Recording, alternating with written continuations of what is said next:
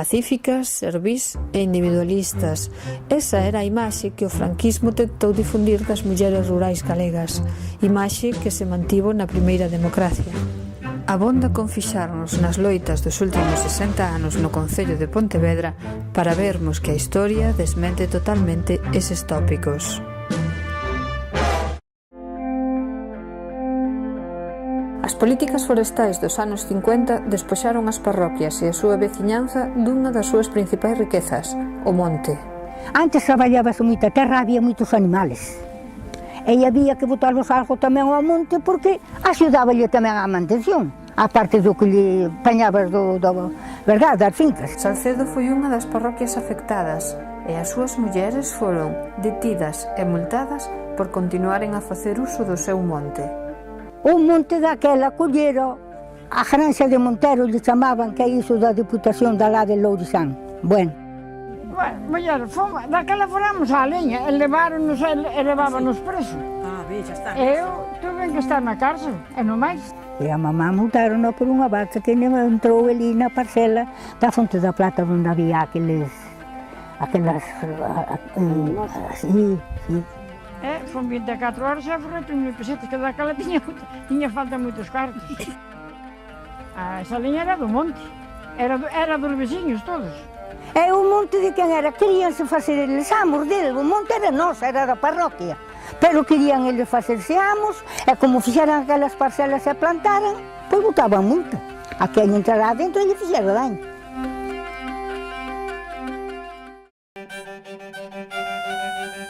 Nos anos 50, o franquismo obrigou a poboación rural a afiliarse no sindicato Hermandad Sindical de Labradores e Ganaderos, estrutura que resultou ser inoperante. Mulleres e homes das parroquias de Santa María de Alba, Verducido, Marcón, Campañó, Lourizán, Santo André de Xeve e Santa María de Xeve decidiron negarse a pagar a taxa correspondente. As autoridades viron verdadeiramente no momento, e agora que facemos? Porque son moitos e cada vez son máis. En ningún caso estamos falando de xente en extrema pobreza que o seu caudal económico personal non lle dá para pagar. Estamos falando de campesiños medios, campesiños abastados, con diñeiro que se negaron a pagar por principios. Unha das mulleres que máis protagonismo acadou, e por iso aparece o seu nome referido nas fontes, é Dolores Fontán. Dolores Fontán era unha veciña de Verducido que ela, digamos así, en certo momento decide que ten que dar a cara en solitario e facer fronte ao cando se iba a facer o pago, no? Cando se iba a facer o pago da cuota e negarse, no?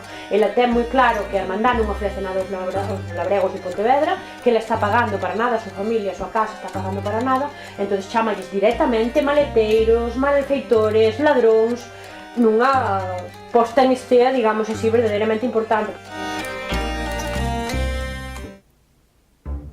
O 29 de outubro de 1965, as veciñas de Ponte Sampaio e de Arcade loitaron por botar da ría unha draga que esquilmaba os recursos marisqueiros dos que vivían, nunha verdadeira mostra de autoorganización e cohesión social. Primeiro fomos por o monte a pedradas a eles, pero non alcanzábamos. Pois tratamos de ir por ao puente, e cando pasaran os raios dos cortamares do puente, dende ali mandarles abaixo. Diante da Garda Civil, decidiron coller a bandeira de España que gardaban no local falanxista e empregar o símbolo do inimigo como escudo de loita, o que as levou á victoria. Levou o cuero ao lombo, e levou o cuatro. Señora, colleu, mande, fai usted favor de cerar con ese al suelo. Colleu, usted que dixo? Mire, dígame unha cousa. Usted por esta bandeira que está aquí, cando xurou para ser guardia, antes que xurou, nunha bandeira ou nun trapo, nun farrapo deses vellos. Calado, me contestou. Pois mire, esta bandeira non lle fai nada, saludia inmediatamente. Viva Franca, arriba España, dixelle. E ti non tiñades medo que vos levaran presas aquel día? Non? É porque nos iban a perder. Ou que vos deran? Pero por que nos iban a perder? Por estar defendendo que era noso. Por estar defendendo que era noso. Iba nos prender a Guardia Civil, era o que hacía falta. Na década dos 70, as mulleres de Salcedo puxéronse diante das máquinas para parar o espolio do territorio que supoñía a construción da autoestrada do Atlántico. A maioría eran mulleres, os que parábamos, porque claro, eran tamén as que máis se interesaban, as que eles menos se metían con elas. E homes tamén viñan, pero claro, os homes xa sabes que non se poden meter tanto como nós. E claro, ti mirabas ti impotente, porque dicías ti, que fajo, meto mediante. Con que?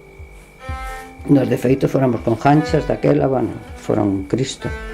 Podían a policía tirarte ou facer o cordón ou facer tal, pero vamos, é a min que me levantaron, quitaron a terra, non é que me levantaron a pala, quitou a terra debaixo dos pés e tiroume. A min acorda, bueno, eu estaba embarazada da miña filla que ten agora 37 anos, eu estaba coa barriga así, e eles non lle importaba absolutamente nada, que foras persona maior, que foran nenos, que foran eles, metían as máquinas a roso. E meteste, claro, meteste na boca do lobo. A construción da autoestrada continuou, pero a mobilización veciñal acadou melloras no plan da obra e indemnizacións para as persoas afectadas.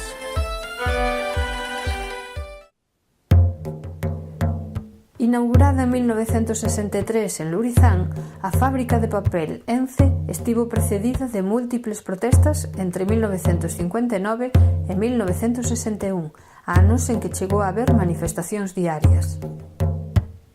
O areo principal de criar a playa drajouna a draja para o relleno de celulosa, sí. E despois naquel areo que eran donde as mulleres se mataban, que non querían que lle drajaran o areo para o criadero.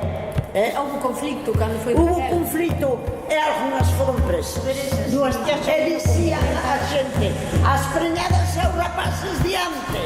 As preñadas e os rapaces diante, mira que ignorancia. As mariscadoras foron as protagonistas das protestas e boicots a celulosas, a voz da dignidade, a defensa da comunidade e o colectivo con berro de loita cotiá, así como foron as mulleres que participaron nestes conflictos. Elas, pontevedresas en pé de loita.